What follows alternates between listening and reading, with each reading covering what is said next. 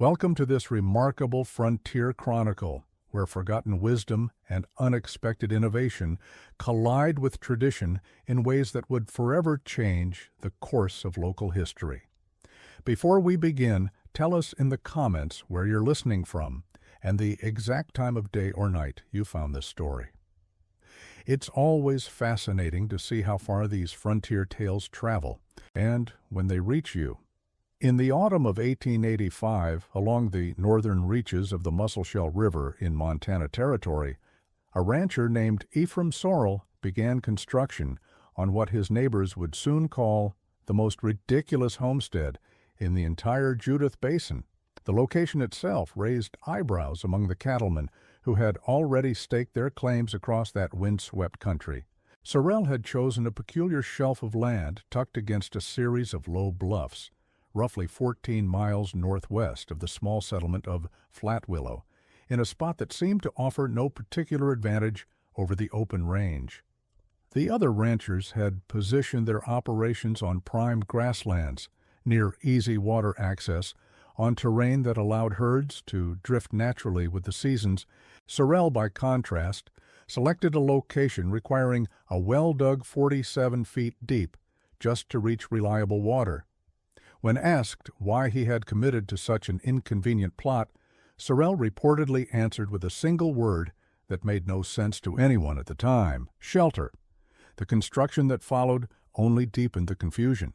Most ranch buildings in the Judith Basin during that era followed a predictable pattern. A main dwelling of cottonwood logs, chinked with mud and straw, perhaps 16 by 20 feet. A simple corral of lodgepole pine. A hay shed if the rancher believed in putting up winter feed at all, which many did not. The prevailing wisdom held that cattle could survive on the open range year-round, pawing through snow to reach cured grass beneath. This was the system that had made fortunes for the cattle barons, requiring minimal investment in infrastructure. Build cheap, run cattle wide, ship beef east, collect profits. Ephraim Sorrel did not follow this mathematics. Through late summer and into fall of 1885, he employed laborers from the failing silver mines near Maiden, paying them in cash when most ranchers offered only room and board. The main house measured 32 feet by 24 feet, with walls built in a manner that visiting cowboys found almost comical. Instead of single logs chinked against weather, Sorrel erected double walls with an 8-inch gap between them, filled with a mixture of sawdust, dried grass, and river clay packed to remarkable density. The foundation stones were hauled from a quarry near the Little Snowy Mountains, set 3 feet into the earth below the frost line. Word spread through the basin that the newcomer from Wisconsin had more money than sense. Prosper Galbraith, who ran 1,200 head south of the Musselshell, made a special trip to observe the construction. According to a letter Galbraith wrote to his brother in Omaha that September, the walls of Sorrel's dwelling were so thick that a man could barely hear a gunshot from inside. The windows were triple-paned glass shipped from St. Paul, set into frames that could be sealed with removable wooden shutters lined with wool batting. The fireplace was constructed with an elaborate system of flues, channeling heat through ceramic pipes beneath the floor. The total cost, Galbraith estimated, would have paid for 3 normal ranch houses with money left over for a year's worth of whiskey. But it was not the house that drew the most ridicule. It was the barn. Sorrel's barn consumed the majority of his construction budget through October and into early November. The structure measured 60 feet by 40 feet, with walls 12 feet high, constructed using the same double-wall technique as the house. Along the interior walls, he built hay storage bays capable of holding enough fodder for 40 horses and 200 cattle for 120 days. 120 days. When this figure circulated among other ranchers, it became their primary source of entertainment. The Montana winter, everyone knew, rarely required more than 60 days of supplemental feeding in the worst years, and most years cattle needed nothing at all. Sorrel was preparing for a winter that existed only in his imagination. the hay itself presented another puzzle. Rather than cutting wild grass from his own acreage, he purchased enormous quantities of Timothy hay from farmers in the Gallatin Valley, 200 miles southwest, arranging transport by wagon train at significant cost. Lemuel Osgood, who operated a freight line between Bozeman and the Judith Basin, later recalled making 7 separate trips hauling hay to Sorrel's ranch, each consisting of 4 wagons loaded to maximum capacity. The total tonnage, according to Osgood's ledger books discovered in a Miles City warehouse in 1962, exceeded 140 tons of dried hay. Sorrel also constructed a secondary shelter 50 yards from the main barn. 3 walls and a roof, open on the south side, with individual stalls, each equipped with a wooden trough fillable from a central water tank.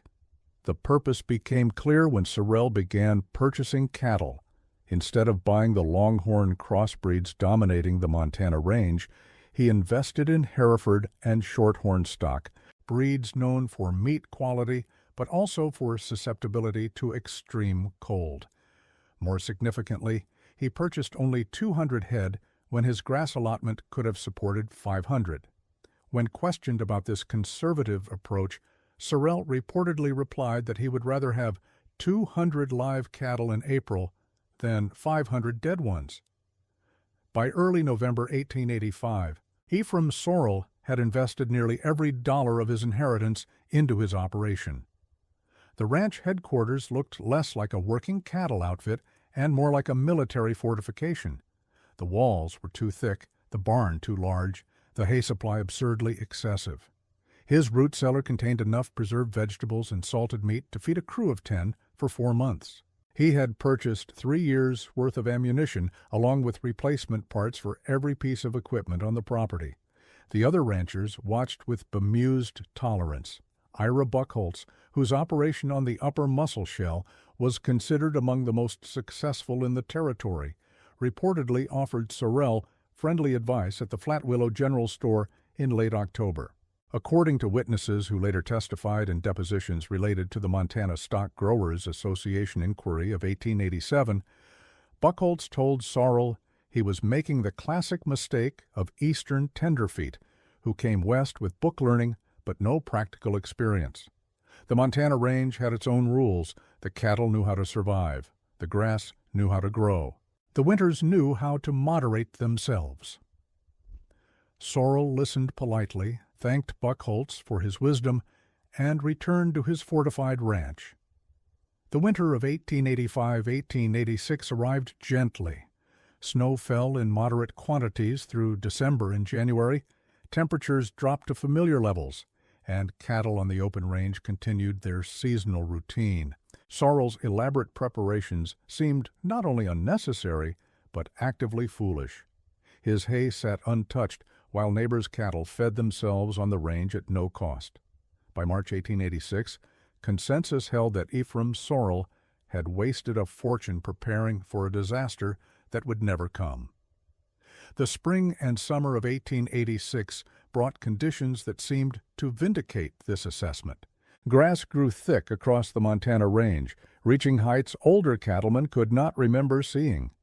New ranchers flooded into the territory, attracted by seemingly endless prosperity. The herds multiplied beyond any previous count, with estimates suggesting more than 1 million cattle now grazed between the Missouri and Yellowstone rivers. Prosper Galbraith expanded to 1,800 head. Ira Buckholtz increased his herd to 2,200. Even smaller outfits added cattle wherever they could find grass. Ephraim Sorrel did not expand. He maintained his original 200 head, rotated them carefully between limited pastures, and spent summer months cutting additional hay.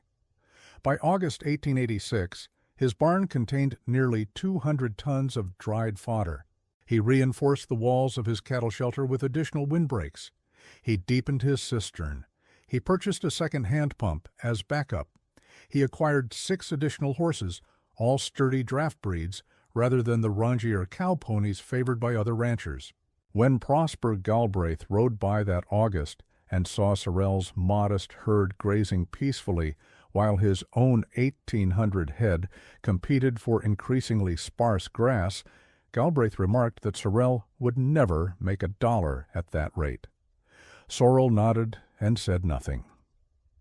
The autumn of 1886 brought the first whispers of concern. The summer had been unusually dry, and the grass that had grown so abundantly had cured early into a brittle, brownish mat that offered less nutrition than previous years. More troubling, the vast increase in cattle numbers meant that even this diminished forage was being consumed faster than anyone had anticipated.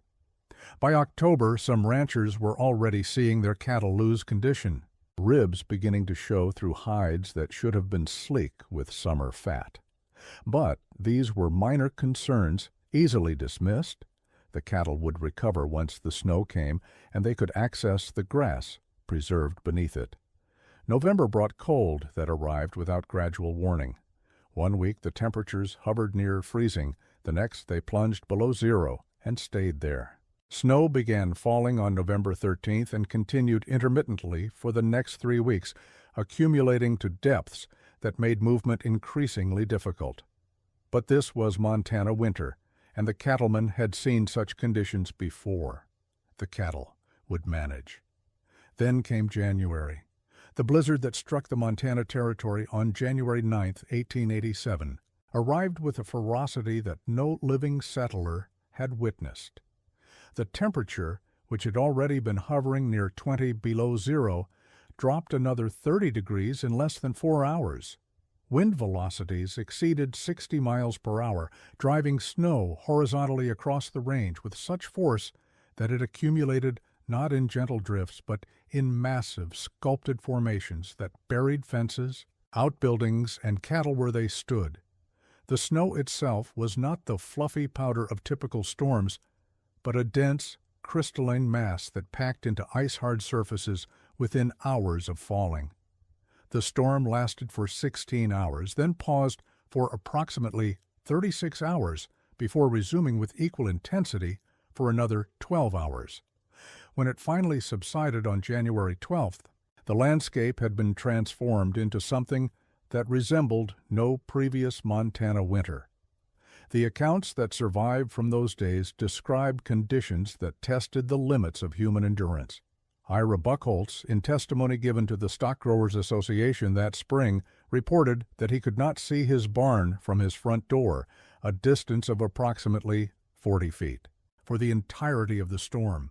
The snow had drifted to heights exceeding 15 feet, in some locations, completely burying structures that had seemed substantial just days before. The cold was so extreme that kerosene thickened to the consistency of molasses and refused to flow through lamp wicks. Water left in buckets inside supposedly heated dwellings froze solid within hours. Cattle that had been grazing on the open range simply disappeared, buried beneath drifts or driven by wind into coulees and ravines where they piled atop one another seeking shelter that did not exist. At the Sorrel Ranch, the situation unfolded differently. The double-walled construction that had provoked such mockery proved its worth within the first hours of the storm. While neighboring ranch houses shook and groaned under wind pressure, their single log walls admitting drafts through every gap in the chinking, Sorrel's dwelling remained remarkably stable. The dead airspace between the walls provided insulation that kept interior temperatures bearable even as the fires consumed fuel at unprecedented rates. The triple-paned windows, sealed with their wool batting shutters, admitted no drafts whatsoever. The elaborate flue system that Prosper Galbraith had found so amusing distributed heat from the fireplace throughout the floor, keeping the dwelling habitable when other ranchers were huddling in single rooms around stoves that could not keep pace with the cold. More critically, Sorrel's cattle were not on the open range. In late November, as temperatures had first begun their descent, he had moved his entire herd into the barn and the three-sided shelter, a decision that his neighbors had considered premature and wasteful. Why feed hay to cattle that could still graze? Why burn through carefully accumulated stores when the range remained accessible? Sorrel had offered no defense of his decision, simply proceeding with the methodical efficiency that characterized all his preparations.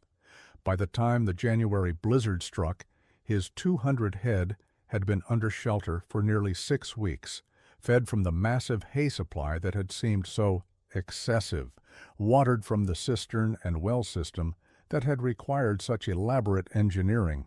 The storm buried the three-sided shelter to a depth of 8 feet on the windward side, but the structure held. The south-facing opening, which had seemed like a design flaw, actually prevented complete burial and allowed the cattle minimal movement within their confined space. The barn, with its 12-foot walls and reinforced roof, shed snow loads that would have collapsed lighter structures. Sorrel spent the storm hours not huddled in survival mode, but actively managing his operation, feeding cattle, breaking ice from water troughs, and monitoring the structural integrity of buildings he had designed precisely for such conditions. When the storm finally broke on January 12th, Ephraim Sorrel emerged from his dwelling to a world that no longer resembled the Montana he had known. The drifts around his buildings had reached heights that required tunneling rather than walking. His windmill had been destroyed, twisted metal scattered across an expanse of white that seemed to extend without variation to every horizon. But his cattle were alive. His buildings were intact. His provisions were sufficient for months of continued isolation. The same could not be said for his neighbors. What became known as the hard winter of 1886-1887 did not end with the January blizzard. Additional storms struck throughout January and February, each adding to the accumulated misery, each pushing cattle and cattlemen closer to the edge of survival. The temperatures remained below zero for weeks at a time, with brief moderations that served only to create ice crusts atop the snow, making it impossible for cattle to paw through to the grass beneath. The hay supplies that most ranchers had considered adequate for a normal winter were exhausted by mid-February, leaving thousands of cattle with no food source whatsoever. The death toll among the cattle herds defied calculation. Conservative estimates suggested that at least 60% of the cattle in Montana Territory perished that winter, with some districts reporting losses exceeding 90%. Prosper Galbraith lost 1,700 of his 1,800 head. Ira Buckholtz lost 1,900 of his 2,200. The great cattle operations that had seemed so prosperous just months before were reduced to scattered survivors, animals so weakened by starvation that many would not recover even when spring finally arrived. The human cost, while less catastrophic in numbers, was equally devastating in its impact. Ranch families who had invested everything in their operations found themselves destitute, their cattle dead, their credit exhausted, their futures erased. Some simply walked away, abandoning homesteads they could no longer maintain to whatever fate the empty land might provide. Others stayed to bury their animals and salvage what little remained. Faces aged beyond their years by a single season of loss. And through it all, Ephraim Sorrel maintained his operation with quiet competence, losing only 7 head from his original 200, all to a respiratory ailment that struck in late February when the worst of the cold had already passed.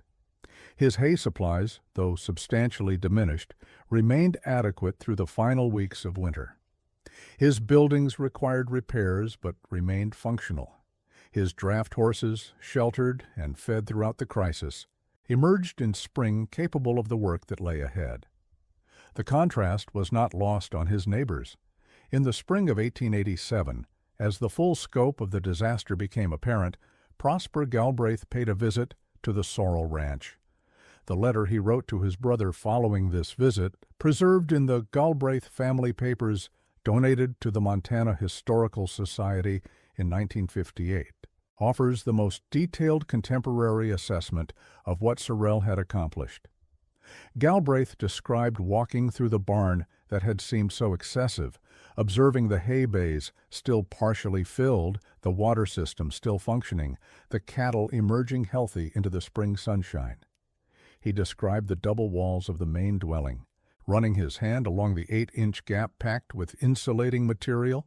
He described the foundation stones set below the frost line, the triple-paned windows, the elaborate flue system. And he described his own profound sense of humiliation at having dismissed these preparations as the foolishness of an Eastern tenderfoot who did not understand the Montana range. The Montana Stock Growers Association inquiry of 1887, convened to examine the causes and consequences of the hard winter, included testimony from 37 ranchers across the territory. Ephraim Sorrel was among them. His testimony, recorded in the association's minutes and preserved in the state archives, runs to 14 pages of dense documentation. He described his construction techniques in precise detail, providing measurements, material specifications, and cost estimates for every element of his operation. He explained his reasoning for each decision, from the location of his homestead to the depth of his well to the quantity of hay he had accumulated. He made no claims of superior foresight or wisdom. He simply stated that he had prepared for the worst possibility rather than the most likely probability, and that this preparation had proven adequate to the circumstances that actually occurred. The response to Sorrel's testimony was mixed. Some ranchers expressed interest in adopting his methods, asking detailed questions about construction techniques and supply calculations. Others dismissed his success as the product of excessive capital investment that most operations could not match. Still others suggested that the hard winter was an anomaly that would not recur, making such elaborate preparations unnecessary for the future. The debate continued through the spring and summer of 1887 as the cattle industry struggled to recover from its losses and determine what lessons, if any, should be drawn from the catastrophe. But in the Judith Basin, among those who had witnessed the hard winter firsthand, Ephraim Sorrel's methods gradually gained adherence. Ira Buckholtz rebuilt his operation on a smaller scale, incorporating many of Sorrel's construction techniques into his new buildings. Several smaller ranchers pooled resources to construct a community hay barn using the double-wall design. The Flat Willow General Store began stocking triple-paned window glass and ceramic flue pipes, items that had previously required special ordering from distant suppliers. Ephraim Sorrel continued ranching in the Judith Basin until his passing in 1912, at which point the property transferred to a nephew who maintained the operation until 1934. The original buildings, remarkably, survived largely intact through this entire period, requiring only routine maintenance despite enduring nearly 5 decades of Montana winters. When a historical survey team documented the site in 1961, they found the double-wall construction still sound, the foundation stones still stable, the basic infrastructure of Sorrel's original vision still visible, despite years of subsequent modification and neglect. The survey team's report, filed with the State Historic Preservation Office, and rediscovered during an archives reorganization in 1967, concluded with an observation that perhaps best captures the significance of what Ephraim Sorrel had accomplished. The rancher from Wisconsin, the report noted, had not predicted the hard winter. He had not possessed special knowledge or prophetic insight. He had simply refused to assume that the future would resemble the recent past. He had prepared not for the winters he had experienced, but for the winter that might someday come. And when that winter arrived, he was ready. The lesson of the Sorrel Ranch is not about construction techniques or hay calculations or the proper depth for setting foundation stones. It is about the relationship between preparation and survival, between the comfort of following established practice and the discipline of imagining worse possibilities. The ranchers who laughed at Sorrel's excessive preparations were not foolish men. They were experienced cattlemen who had built successful operations based on accumulated wisdom. but their wisdom was calibrated to normal conditions, to the winters that usually came, to the range that usually provided. When conditions exceeded those parameters, their wisdom proved insufficient. Sorrel's approach required accepting costs that seemed unnecessary under normal circumstances. His double walls cost more than single walls. His massive hay supply cost more than minimal reserves. His deep well and elaborate water system cost more than surface access. Every element of his preparation represented an investment that would yield no return unless extraordinary conditions materialized. And in most years, those conditions would not materialize. In most years, the simpler, cheaper approach would prove adequate, and Sorrel's preparations would seem wasteful. But Sorrel understood something that his neighbors did not. He understood that adequate preparation for normal conditions provides no margin for abnormal conditions. He understood that the cost of over-preparation is measured in money, while the cost of under-preparation is measured in survival. He understood that when the worst finally comes, there is no opportunity to make preparations that should have been made before. The frontier demanded many qualities from those who sought to tame it. Courage, certainly. Endurance, without question. The willingness to work beyond exhaustion and to face dangers that would have paralyzed weaker spirits. But perhaps the most important quality, the one that separated those who merely survived from those who truly prospered, was the capacity to imagine the worst that the land could deliver, and to prepare for that worst even when such preparation seemed excessive, even when neighbors laughed, even when the immediate evidence suggested that such caution was unnecessary. Ephraim Sorrel possessed that quality, and when the hard winter came, when the snow buried the range, and the cold killed the cattle, and the great herds perished by the hundreds of thousands, his crazy ranch setup proved to be the sanest construction in the entire Montana Territory.